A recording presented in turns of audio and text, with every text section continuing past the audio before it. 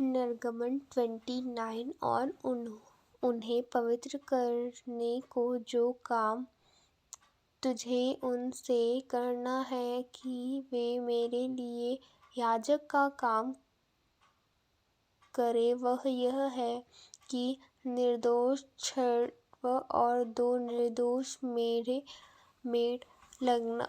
लेना।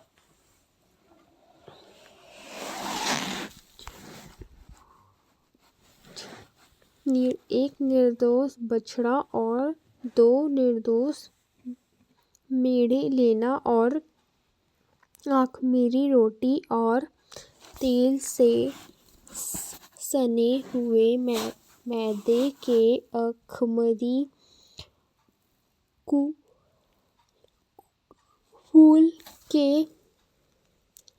फुलके और तेल से चुपड़ी हुई अख़मीरी पपड़ी भी लेना।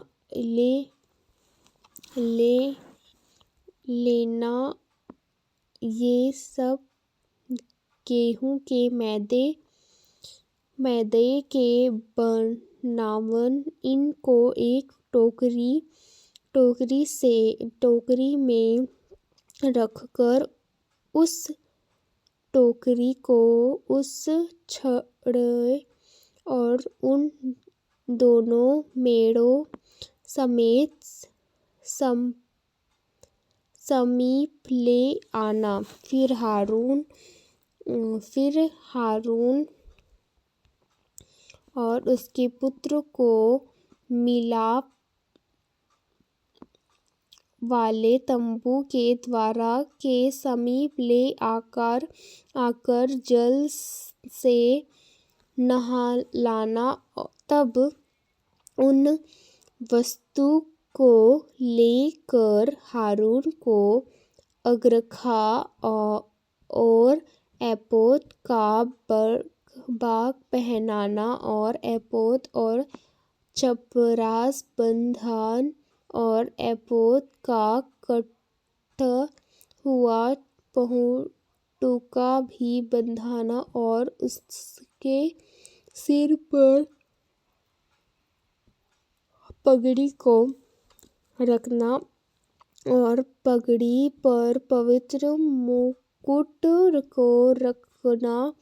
तब अभिषेक का तेल ले उसके सिर पर डालकर उसका अभिषेक करना। फिर उसके पुत्रों को समीप ले आकर उनको अंगरखा पहनाना, और उसके अर्थात हारून और उसके पुत्रों के कमर बंधना, और उनके सिर पर टोपियाँ रखना, जिनसे याजक के पद पर सदा उनका हक रहे। इसी प्रकार हारून और उसके पुत्रों का आकर करना। और बछड़े को मिलाप वाले तंबू के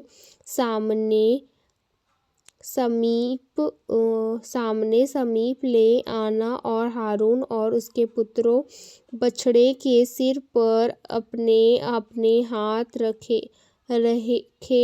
और तब उस बछड़े को यहोवा के सम्मुख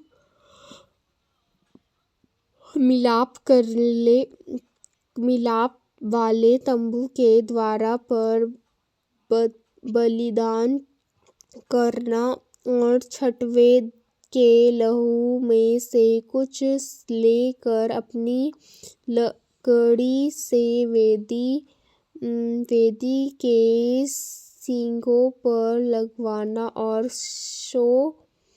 सब लहू को वेदी के पाए पर उड़ेलना दे।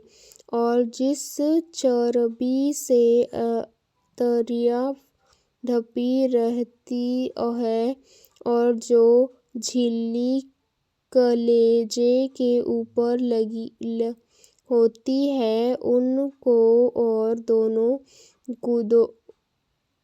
गुदों को उनके ऊपर की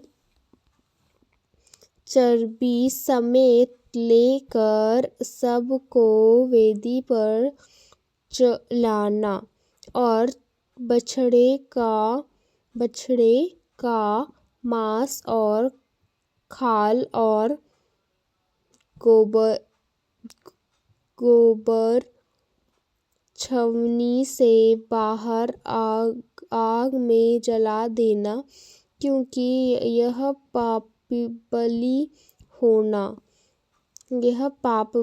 होगा।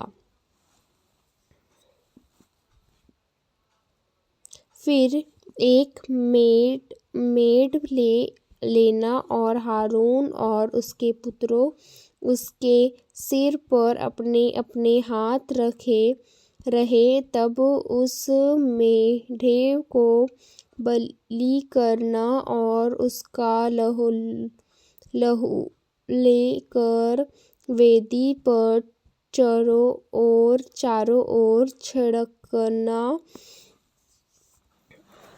और मेढ़ को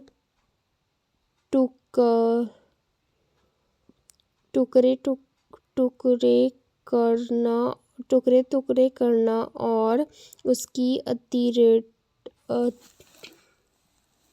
अतिरेटियों को पैरों को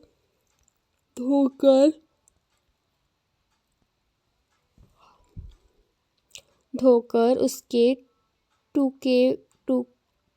टोकरों और सिर से ऊपर रखना। आमीन।